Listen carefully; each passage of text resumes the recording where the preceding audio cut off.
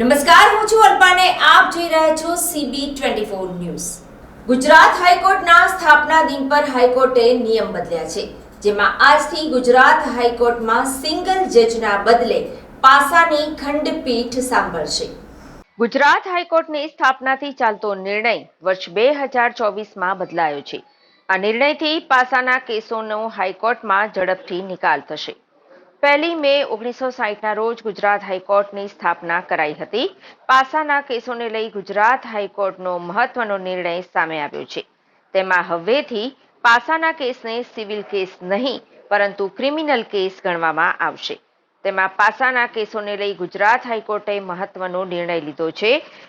ગુજરાત હાઈકોર્ટના સ્થાપના દિવસે મહત્વનો નિર્ણય લેવાયો છે, જેમાં આજથી પાસાના કેસો પાસાની ખંડપીઠ સાંભળશે। અત્યાર સુધી પાસાના કેસો સિંગલ જજ સાંભળતા હતા।